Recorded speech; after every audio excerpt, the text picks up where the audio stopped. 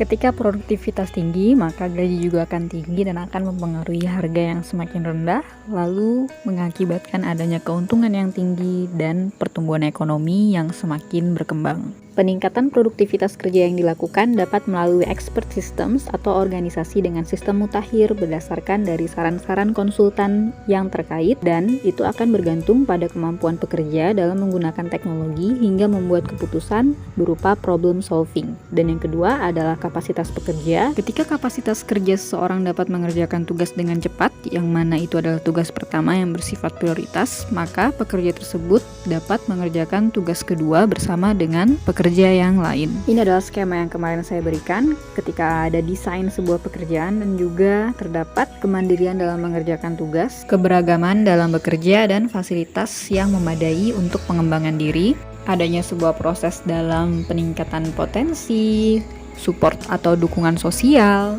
pembagian beban kerja, komunikasi, dan kerjasama dengan anggota tim. Karakteristik tema inilah yang akan mempengaruhi peningkatan kapabilitas pekerja, termasuk di dalamnya ada kesehatan, kemudian perkembangan emosional yang didasarkan dari lingkungan sosial dalam sebuah pekerjaan.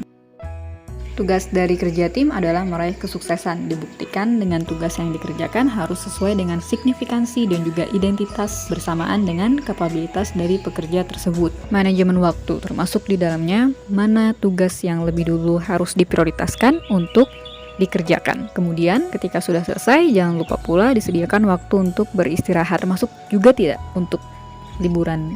Ya, termasuk.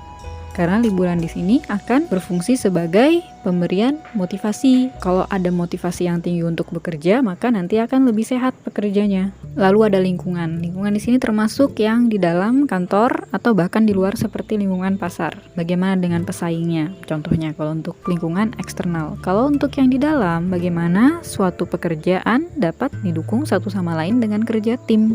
Kalau tidak ada dukungan sosial maupun dukungan secara fisik, maka akan susah. Dukungan fisik itu berupa ergonomis yang sangat baik.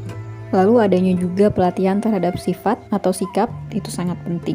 Seperti contohnya pelatihan behavior maupun attitude. Setelah itu evaluasi harus segera dilakukan untuk mengetahui ketika training tersebut bekerja dengan baik atau tidak. Banyak penelitian yang membuktikan ketika seseorang dengan keadaan emosional yang sangat baik itu lebih cenderung memiliki produktivitas kerja yang meningkat. Dibuktikan dengan adanya peningkatan gaji dan juga kerjaan yang tidak menumpuk.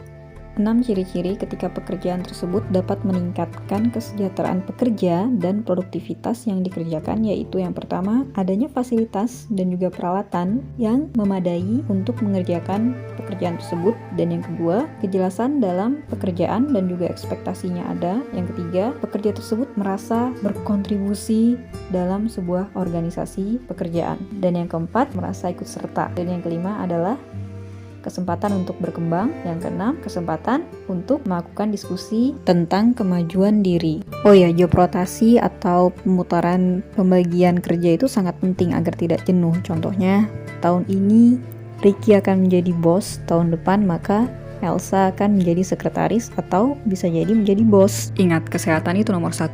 Percuma kalau misalnya posisi tinggi-tinggi tapi ternyata tidak sehat, maka asuransi itu sangat penting. Sekarang tugas, kalian pernah tidak sih melakukan kerja tim selama pandemi ini? Kelebihan dan kekurangannya apa? Kerjakan secara berkelompok ya, dan jangan lupa untuk disangkut pautkan dengan apa yang telah kita pelajari hari ini. Cukup sekian dan terima kasih.